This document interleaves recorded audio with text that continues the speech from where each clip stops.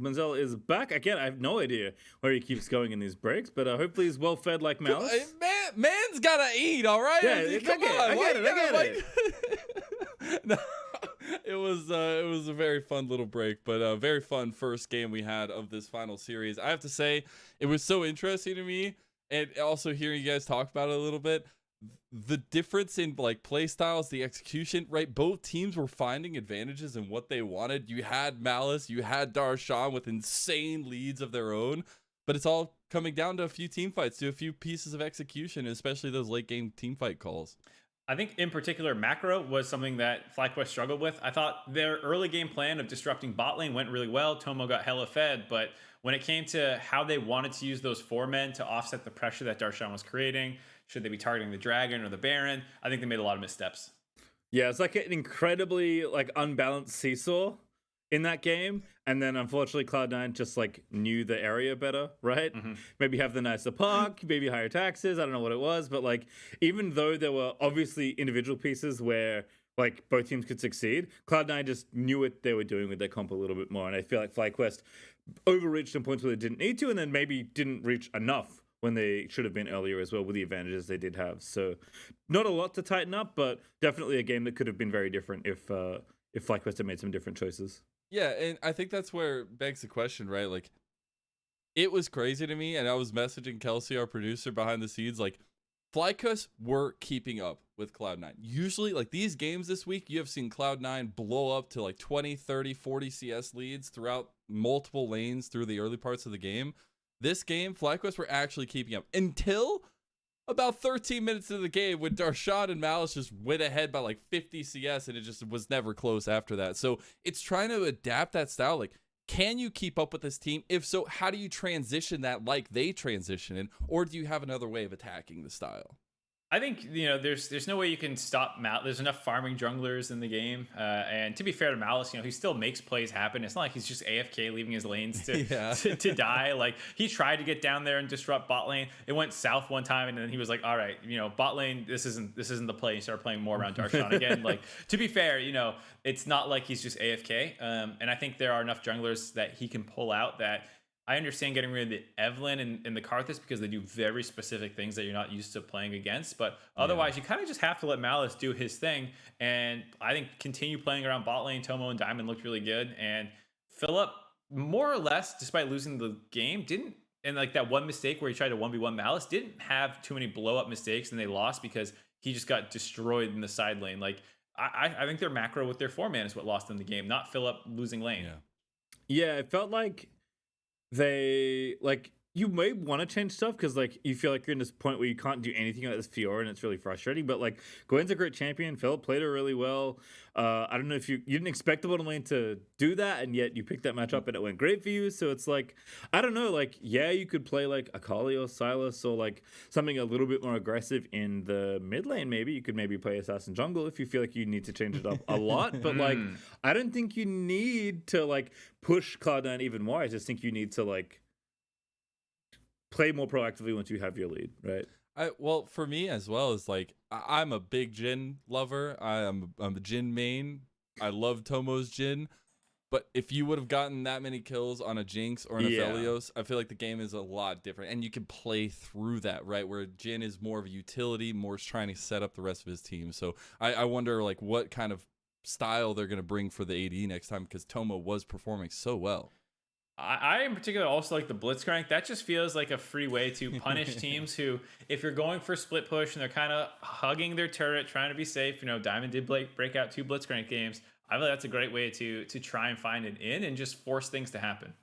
Yeah, I think the general theme is like, if this is the way the game is going to break out, FlyQuest just need to arm themselves with one other way to be proactive. Like, Diamond and Tomo can't do everything, right? And I think UG did try some things, but like Azir is not getting it done. Like, if unless you're like really far ahead and can find more angles with Azir ultis. And even then, like, I personally would just rather have a more straightforward champion, but that's just because I can't play Azir. So I don't know. Like, maybe FlyQuest don't want to change anything and they just can change little things like with map sets and stuff. Because again, like, the margins in this game, despite the end of the game and how silly some of the like CS leads got, were actually pretty thin by the end of the day. So I'm sure FlyQuest, who've, you know, both teams have taken time here to kind of talk about this game and prepare for the next one. I'm sure they'll be able to tweak those things between games pretty easily. Still crazy to me that the conversation leads away from the Azir, where Azir not long ago was like the ultimate hyperscaling mid laner. Anyways, guys, I do hear we are ready for that champ select. The final game of the day is ready, so take it away. All right, let's do it. It is time, Muxy. We're coming to the end of Academy this week. Again, I know you've had a long one here, so we'll see what happens here. Definitely a drawn-out first game, which we did kind of expect, given the objectives being laid and then how wacky everything got. So we'll see if there's a more clear-cut affair this time around, or if it is going to be a back-and-forth affair. I don't think too much is going to change in the first phase of draft. That's what I'm going to say. But maybe in the other side it will. And we can tell you that the teams actually swap sides. So already, as we get into draft, that is the difference. I was going to say, given that FlyQuest is not on blue side this time, and FlyQuest skipped a lot of the typical red side bans aside for Zeri, this could be a pretty different draft. And you already see the Caitlyn banned out, the Zeri banned out. This is probably also going to be a Hecarim ban, most likely, for FlyQuest. Oh, the Akali, never mind. I stand corrected. Ooh, interesting. But either way, I think FlyQuest on blue side will lead to a pretty different feeling draft, just because Cloud9 is picking up some of the more common red side bans. Yeah, like you said, we actually didn't have this in our last series, as the teams chose to stay on the same side. So having a swap will make some differences, which is always fun to see. Last ban for Cloud9 is Gwen, maybe? I wouldn't be Kiana, surprised. also a good ban. Yeah, I like the Kiana a little bit. Darshan has shown a willingness to play those fighters, like we said. So even if they, take the Gwen and they ban the Fiora, I think he'll still play Jax. Darshan has obviously played Jax a billion times in his career. So yep. Usually, Kiana did look decent, so I can see why that's considered the highest priority to get rid of. And we'll see. Maybe Darshan just takes the Gwen for himself and says, like, well, what are you going to do, Philip? Yeah, that's true. I wouldn't mind that. FLYA's first pick here, though, putting faith in Tomo. Also shifting the role of the AD a little bit more here. This is much more of your, kind of more current, scaling laners. Yes, we've seen quite a lot of Jhin, but, Jinx and FLYA is basically in every game, and that is going to be the case here as well. So Tomo, if he gets a similar lead, is going to be a much different beast kind of playing into Cloud9 this game. I'm a little surprised to see the Aphelios first pick, if only because Thresh is up and Thresh pairs very well with both of them. And so you could, in theory, take Thresh and then play Thresh Aphelios or Thresh Jinx, depending on what comes through to you in the second phase. But turns out C9 just wants to take the Gwen away. I guess, as well here, a little surprised at that. Again, you could take Thresh Gwen because you're going to get the Jinx later. Either way, not the case, and we get the insta response with the Jace. Interesting. Okay. So Philip Devi also has a matchup up his sleeve. As you said, the Thresh was kind of the obvious pick open, so FlyQuest happy to take it here. Likely surprised to get it back. I wonder, I have a little thing in the back of my head being is this Malice's Gwen? She is a champion that can flex. It seems like the kind of champion he'd like to play, so there is that as well, but doesn't look like it if that's going to be locked in. And there's Hecarim. Yeah, I was going to say that pretty much kills that theory. I did like the theory, but if it was a flex pick, I wouldn't be surprised to have seen a Hecarim ban for FlyQuest respecting the fact that it could be a flex. And then, then you don't get the Hecarim. So I can understand them taking that one here before the second phase of bans come in. You potentially lose that option. Yeah, so it kind of makes sense why they picked this way, right? They high priority on Gwen. I guess you don't want to lose Jinx either, so something has to give. At the end of the day, it is the Thresh over to FlyQuest, so we'll see how that one plays out. Now the mid lane's going to get targeted out here on the C9 side as Victor gets banned away, and we'll see what FlyQuest kind of want to have their eyes on here. I wonder if they try and throw more bans at support. Yeah, not surprised to see the Lulu banned out. They'll probably throw one more, maybe Leona. I don't know. Leona into Thresh still doesn't feel great, though we have seen people opt into it.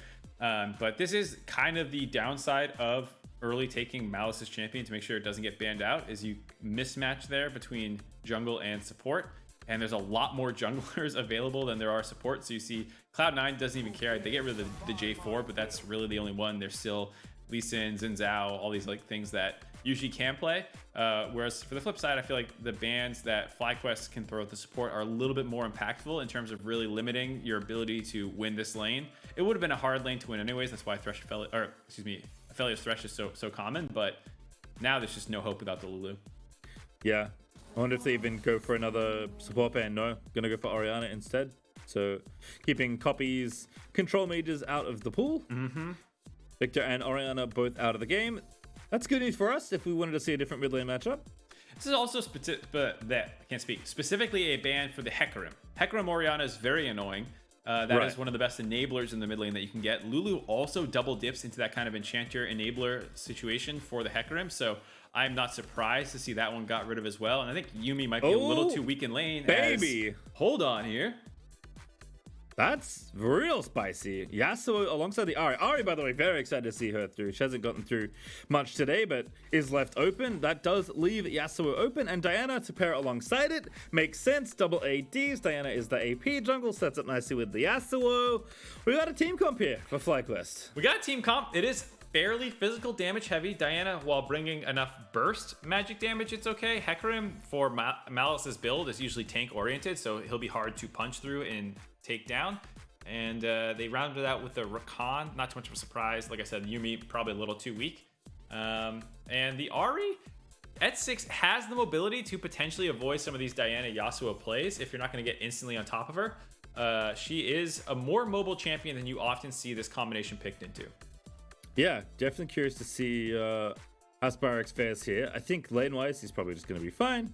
But I think both these champions in mid lane are more about their influence in skirmishes. Like, they're both excellent skirmishers. Obviously, Yasuo paired with Diana makes sense. But Ahri is one of the best champions at enabling your jungle because she gets to fight so quickly. Once she's there, if she has ulti, she's so mobile. So I think Malice is really well set up here with Darshan's possible pressure in the top lane, depending on how the 1v1 goes, and with Copy being able to leave the lane and be so influential. So curious to see how this all shakes out, because I feel like, once again, Malice and Darshan are put in very good positions. I feel like the mid lane will be the thing that I want to watch the most, because a lot of Ahris these days start... It's the opposite of last game. Yes, the exact opposite. Last game, did not care. This game, the Ahris I've seen have often started W max, or not W max, but W start. And I was going to say that Yasuo might have an advantage in the lane phase, given that your wind wall will stop all of Ahri's damage, and especially since she's so Q and E reliant for her wave clear, you can kind of block her spell cast and get the shove pretty easily with your EQ and dashing through the wave. It could be a tough matchup for Ahri,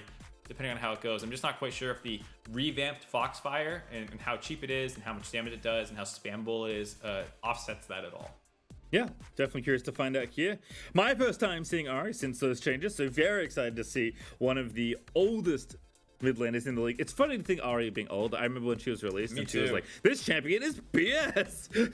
Oh, I remember when Ahri dropped and I spent my hard-earned, it wasn't Blue Essence back then, I don't remember what it was called, but I don't remember either. Yeah, I spent my goods on her, and I instantly started smurfing games from mid lane, and I was like, I don't think I suddenly became substantially better. This champion is not balanced. Yeah, the first, actually, it's funny, I cast a game from Australia, so a game played in Germany from Australia, so it was like 4 a.m. and Ahri had just got released and was allowed in that, like, it was like a go for law or something, was allowed in the tournament. I remember an Ahri player with ulti dodging Cassio ulti, and I was like, oh, that seems ridiculous. She had some strength in her kit back then, and since then, her kit hasn't, like, fundamentally changed. It's just gotten a bunch of little mini reworks. Like, back when she released, she didn't get speed up on her Q or W. She just laned normally. And since then, they've added that. They've added damage amp to her E, removed that away. They now have her Foxfire be what speeds her up. So Ahri has gone through a number of changes over the years, but I think she's one of the league's best champions. So I'm glad she always finds a way to be relevant.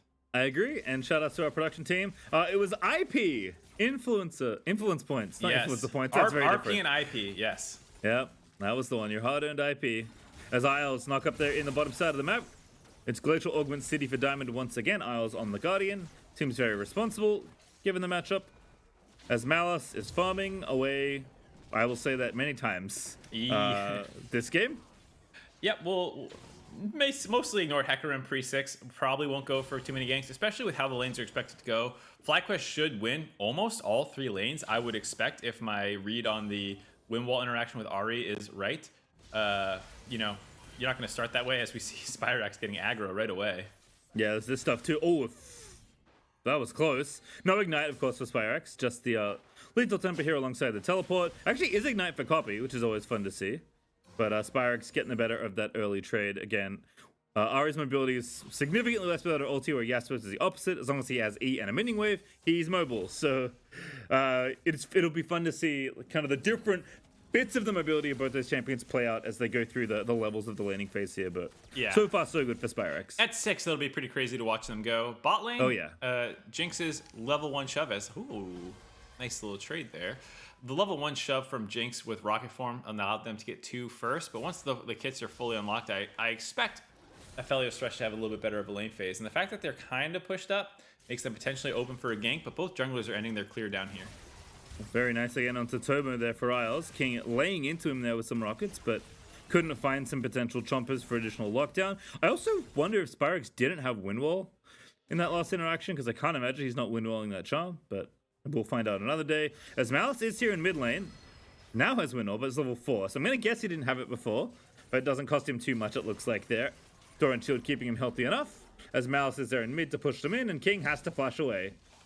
Yeah, King takes a bit of an awkward path there up the river instead of trying to get around the wall. So while the gank was pretty telegraphed, Yuji actually able to grab that bot lane flash, which feels pretty bad considering Cloud9's bot lane was getting the better of that matchup. Isles had that nice knock-up, like you said, on the Tomo to get an HP advantage. Usually Rakan should not easily be able to get the knock-up onto the enemy AD carry, so the fact that they lose their flash feels pretty unlucky.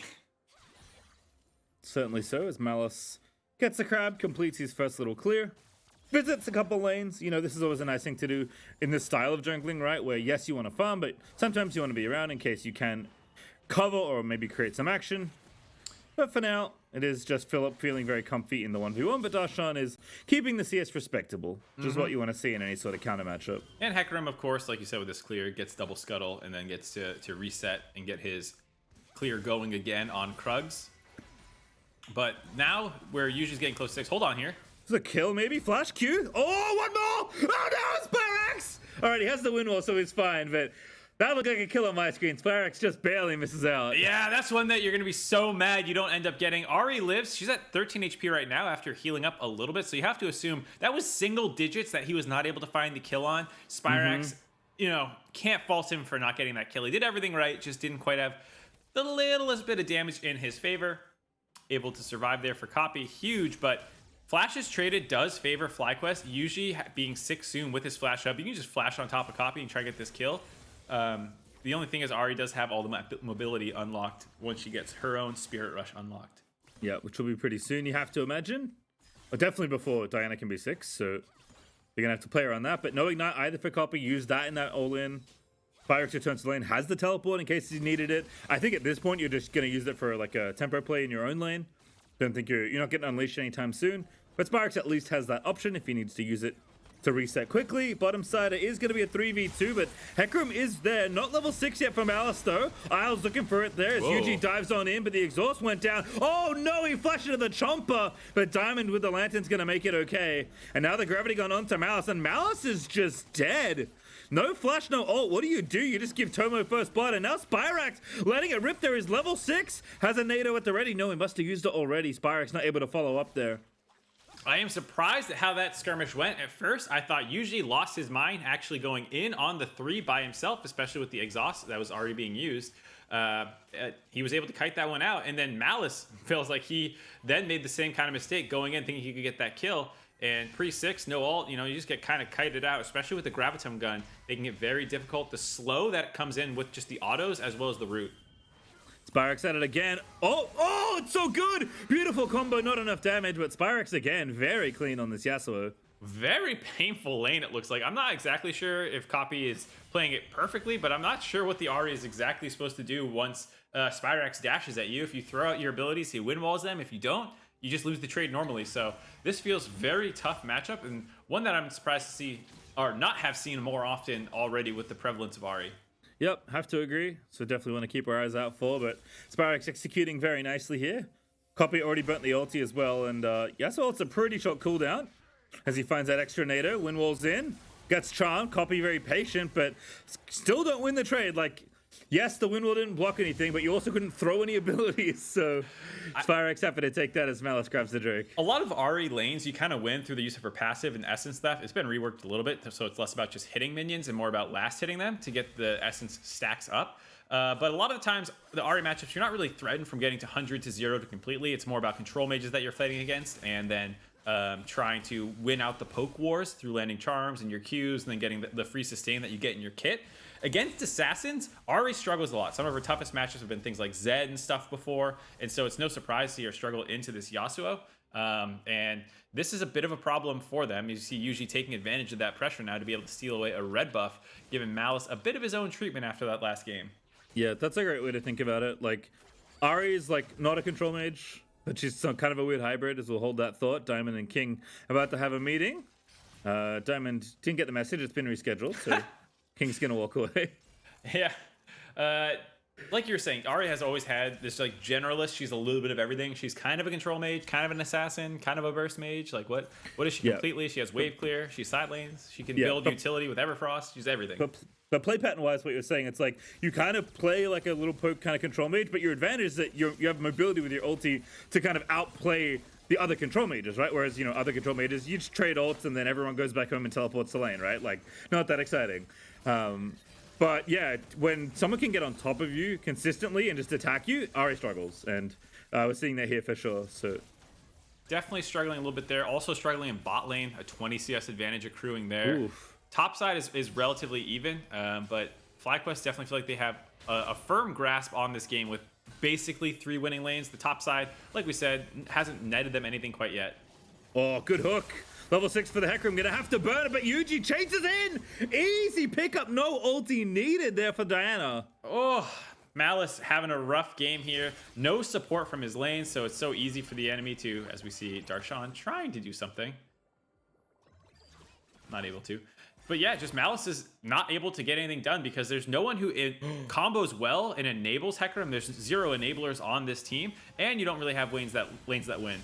Oh, the flash is just barely not on cooldown. Beautifully timed there for Yuji and Spyrax as Spyrax nabs the kill. Uh-oh. Now Malice just looking for camps. Yuji pushing this lead as much as he can. There's going to get some alone time on turret. There's going to be a chicken fight. See what he can do. Yuji's like, what are you doing? Malice's like, I'm smiting my raptor. Get out of there. I'm doing what I can. Exactly. And does do the right thing. Does get it and get away. So that's nice. Cuts the XP deficit a little bit. But Yuji's still up a full level on Malice, who dinged 7 by killing that raptor. So it's not getting better as Yuji and Philip are going to team up to take the Rift Herald. And it was, 1,600 gold ahead for FlyQuest when I last checked. We're now almost 3,000 gold ahead. And that amount's only going to get bigger as Yuji's going to drop this Herald. Definitely. Yuji will probably find a way to use it. Oh, trying to. Oh, I thought it'd be okay. Now in trouble here alongside Darshan. Has the flash. Uses it. No one follows. Oh, it's double ghost. That's why. Double ghost and ult down for Malice. Not much he can do there. They're not going to let him go quite yet, apparently. Though I don't know what they're going to plan to do. Jace is in the area who can help, kind of knock them away if they go for it. And yeah, this just feels pretty doomed. It's only 10 minutes in. It's 3K. It's not like the end of the world, but it is a pretty big gold deficit. But it's more about how the comps are going to interact. Like, what is the game plan for C9 here other than hope FlyQuest kind of int? You have control in the mid and bot. Your jungler is able to combo together with those lanes to make plays happen. None of your units combo together too well on their own. And it's just, you're farming your own Gromp. That's what you're doing. Yep. And Diamond's not even going to let you do that. He's like, hello, please read my memos. I am sick of having to send follow-up emails. Diamond continuing to give him a business down here in bottom side. King in trouble. Diamond with a stopwatch. Yuji making it happen. Something's going to work. It works out. It's a little messy. But you know what? At the end, they still get the kill. And now Isles. Au revoir. Oh, nice ulti. Maybe going to get out. Tomo flipping around. Flashes, roots him. Gravity gun is good for the killers. Tomo's on a killing spree. All right, look how not clean that was. I'll be honest, FlyQuest. That was a hideous dive. My eyes hurt. But their comp and their early game has gone so well that they are just destroying C9 with even suboptimal dives. Like, this is how far ahead they are this early in the game. That's why I was saying it feels pretty doomed. Watch this. you know, they missed that. They could have just waited for the Graviton root to land, then shoot your ult, then Too hook. easy. They blow all of it at once. Then they start tanking turret before Yuji's even here, so they have to back off and redive. You know, Isles hasn't burned his ult yet. People are gonna have to flash away because they start getting charmed up under the turret. Tomo right here, but you know, it's fine. We're so far ahead. It's fine. Yeah, it is fine. I mean, look. Replay looking back, maybe some things to review. Oh,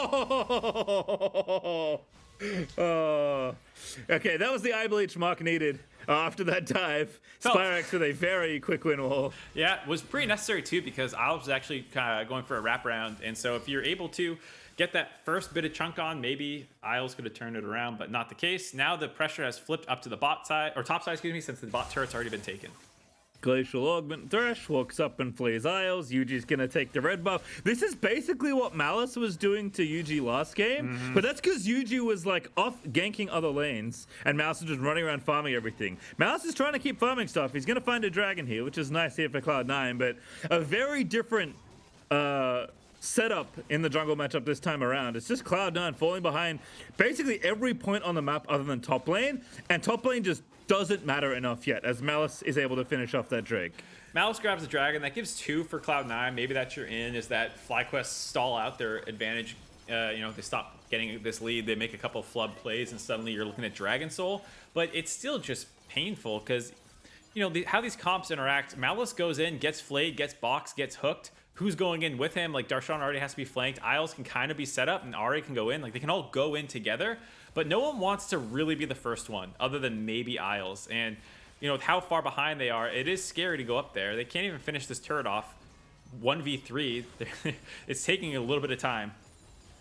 Yeah, I really like that from Philip, actually, just being immensely respectful. Playing back, Shock Blast the wave, waits, not even going for it now. You know, suspects Malice could maybe still be around. Takes the Krugs instead, and now back to keeping this wave out. And look, yeah, Cloud9 are going to get that tower eventually, but the longer it takes, the worse it gets, because that's gold you still don't have. And Darshan is going to get flayed up, and they'll play in the Gwen zone. Darshan, see you later. Tomo finds him, and now Copy moves up. Everfrost is great.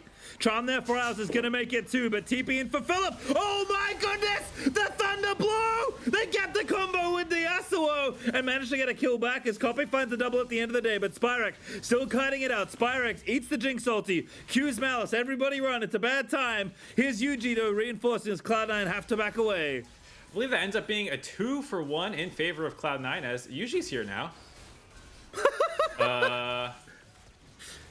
Yasuo ulti's not going to cool down fast enough. Malice though too far forward. Proto Belt's in. The flash bait works, I suppose. As Darshan comes back through. Philip again with the Thundering Blow, and they just keep going. Cloud9 diving at the enemy. Finally get a kill back there.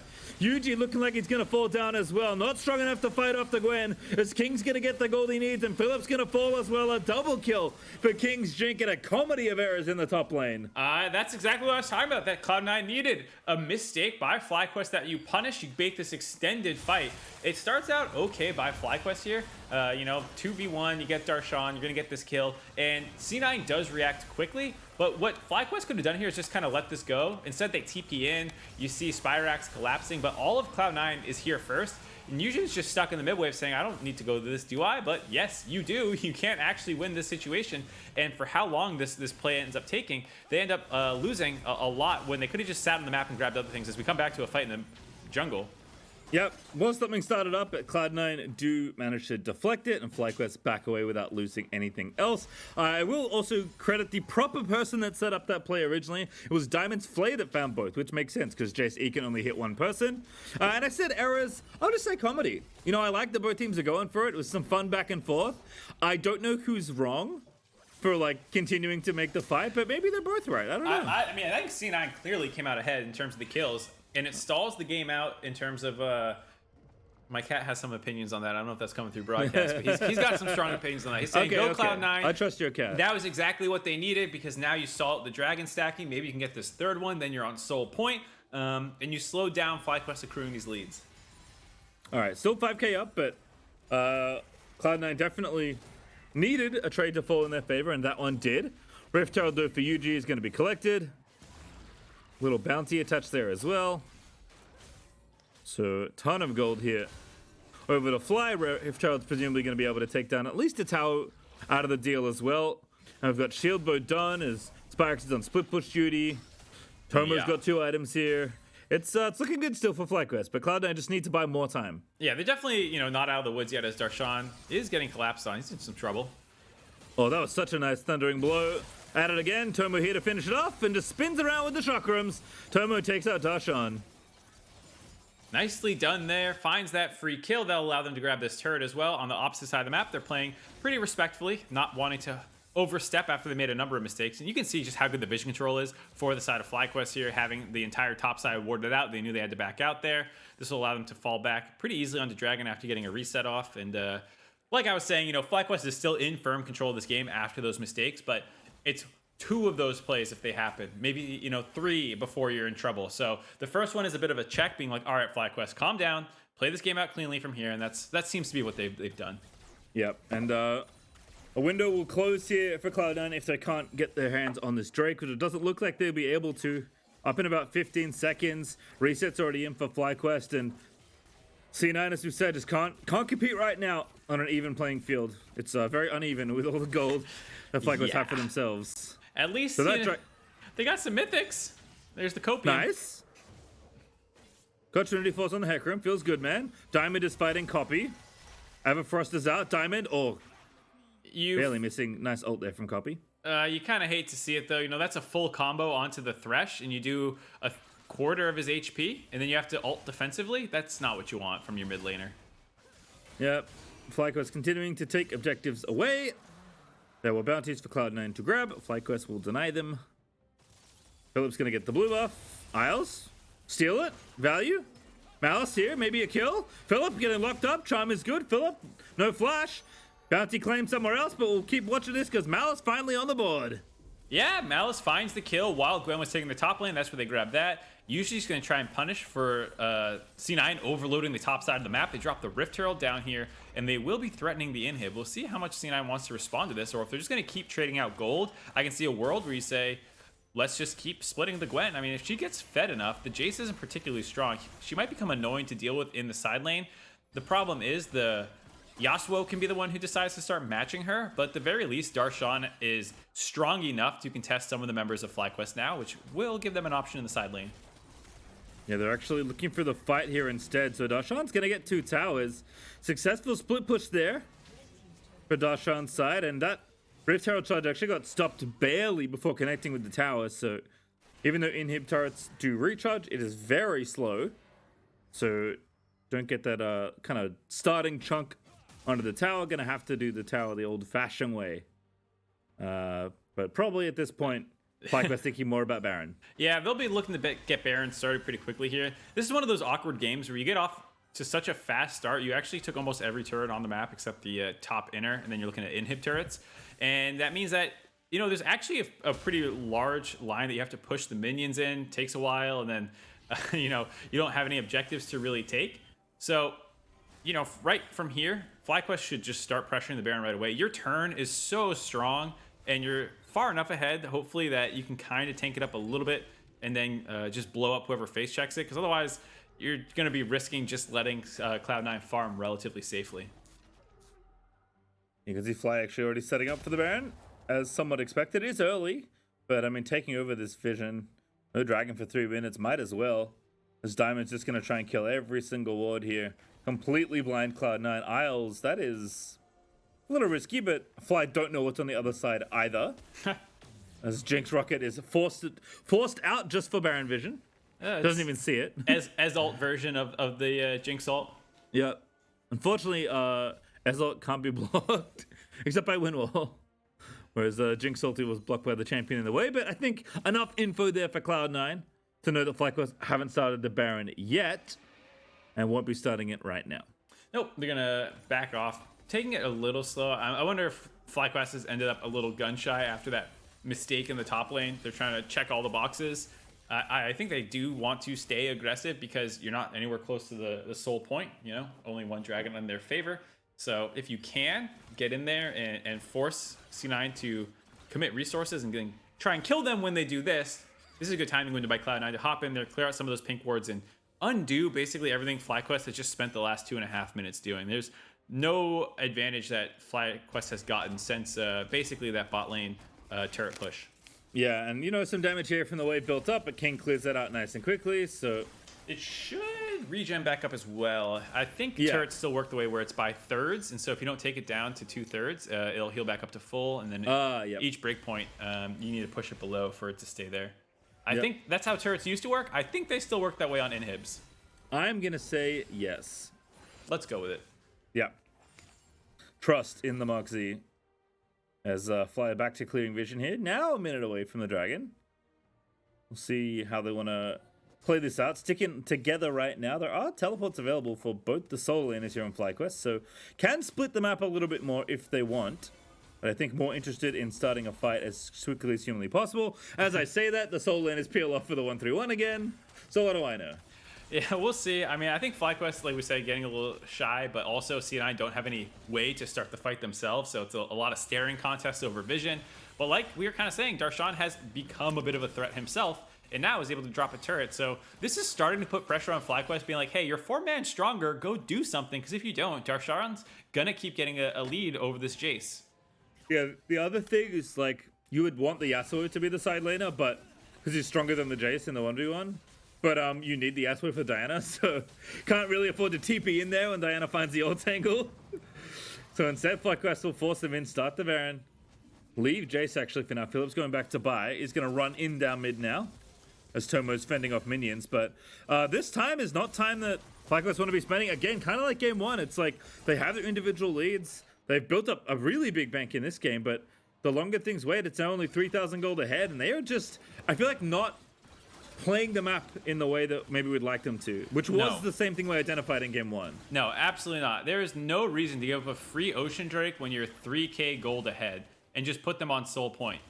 Like, I don't know what FlyQuest is doing here, to be honest. It's they don't seem to have any dragon priority, and I understand getting that dragon does not do very much for you. I fully understand that that does not advance your win con that much, but it allows an opportunity for Cloud9 to get back into the game, and you didn't really do anything with that window other than shoving a top wave. You didn't even dive that turret. You didn't even get any pressure down on it. That turret's still extremely healthy, so that was just a huge misstep by FlyQuest here. You know, there's still 3k gold in the lead, but the gold lead is shrinking, and now Cloud9 in 5 minutes might have an opportunity to get back in the game. Instead, FlyQuest go back to the thing they know, which is the Baron. Jinx ulti, again, is going to find them. But now they commit more damage. Oh, Malice actually around the back. He's going to be able to attempt the steal. Not going to go for it. They want the fight instead. Tomo a little too frontline. Spyrax very low. Malice with the flank around the other side. And Yuji can't do anything. Pops the ulti. Yasuo can't follow. Tomo forced to flash away, but Malice moves in, deletes him. And Cloud9, they found 4 kills. Cloud9 forced them and punished that Baron where FlyQuest was getting frustrated with how poorly they were playing out the macro game. They decided to just brute force Baron. You know, this flank attempt by Cloud9 stuffs both the front side and the back side of the fight. The only saving grace for FlyQuest is they get the bot inhibitor, but they're going to lose Baron. The gold lead is now going to go over to Cloud9 after a disastrous early game. Not the way I thought the game was going to be playing out. Hurts even more after the soul, but let's watch this one again. I mean, carries are not in the right spots here. No, I mean, the Diana and the Yasuo are totally split in who they're focusing. Diana went on the front side of the fight where Spyrax got chunked really low and was getting chased down by Malice the whole time. The split focus by FlyQuest, the fact that they're brute forcing the Baron because they're frustrated at themselves for giving up the dragon and doing nothing for the last 6 minutes of the game. You can almost feel that frustration in that decision, and now they've been taken apart by Cloud9, who, to their credit, have kept their head in the game. They have continued to look for opportunities where they've been presented. Not all of them are great opportunities, but C9 has never once felt like they weren't trying to do something proactive. Copy onto Tomo. Everfrost misses. Charm connects. Beautiful play. King knocks it down with the ulti, and Cloud9 just keep on rolling. Yeah, Cloud9 gonna keep snowballing this game at this point. I feel like FlyQuest need to try and pick an opportunity once Tomo's back up and just pull the trigger on one of these engages. It's not like King has any defensive options available to him. The entirety of Cloud9's comp wants to go in and just dive onto a member like Tomo. And so you kind of want to do the same yourself. You also have a pretty dive-focused team comp with the exception of Thresh being able to peel. So when Tomo's up, you're going to need to actually go in. Your wave clear is non-existent. You can't just hide under these turrets. Otherwise, you're going to be getting hit by charms. You need to really go and force them to step back by aggression. Wind wall up. That's a good thing to use, but that's not going to buy enough time. They're going to break this inhibitor tower here in mid. Darshan has, by the way, pushed the super wave all the way back towards the enemy base, and they even get the inhib as well. And this Baron's not done. We can stay out of the map here. Cloud9 get a group down bottom lane. Yeah, they're going to just rotate down here. They can potentially move Darshan up to the top side of the map as well because they've already taken most of those turrets. So FlyQuest, or excuse me, Cloud9 have a couple options on how they want to play this out. Given that this turret's already pretty low, and they have about a minute left on this Baron, or excuse me, maybe it's 30 seconds. Cloud9's going to walk back to the Drake and take the soul. Oh my Philip's God. forced to flash away. Yeah, you're right. It's just a total disaster. The lackadaisical macro by FlyQuest has given Cloud9 not just a slight foothold back into the game, but you know, this is a pretty firm grip that you get to fall back onto Soul Point despite being down 5,000 gold at 10 minutes into the game. Yeah, so like, obviously, like, I mean, FlyQuest League was massive, but not even considering the total gold swing in this game. From where C9 were when they basically slingshot themselves back into the game to where they now are after the Baron, that total gold swing is about 6,000-7,000 gold. They were down 3,000, now they're up like 3. So a total swing of 6k, now setting up for the soul. Yeah, everyone has a gold bounty. Like, it's bad news. It's pretty bad news. FlyQuest do still have a decent comp though, so even down 3k, if they can get onto a priority target for C9 and blow them up, they can still win this team fight. But with how bad the momentum's been against them, you have to worry about their head being in the game and if they're even in a position to execute on a team fight. That is true though. Diana Yasuo can forgive a lot of sins. Yeah, if you find the right ulti. Well, one of the reasons those comps are popular, they're very easy to play. Yeah, they've worked their way into Dragon at least. Oh, goodness. Spyrax already has to go down as Philip just gets obliterated. And Cloud9 not showing any signs of a bad team fight. Rip through FlyQuest in an instant. Don't even need the soul to end this game. That is a clean ace as Cloud9 victory march down mid. Well, that's going to do it. Cloud9 end their week 2-0 after a very rough start to this game. They bounce back, they keep their head in it, and I would say both game 1 and game 2, if there's one takeaway, it's the fact that Cloud9's macro is a step above FlyQuest, getting them the advantages they need to be able to win this game. Looking so good there. The map play was great. The team play looking real nice at the end of it all.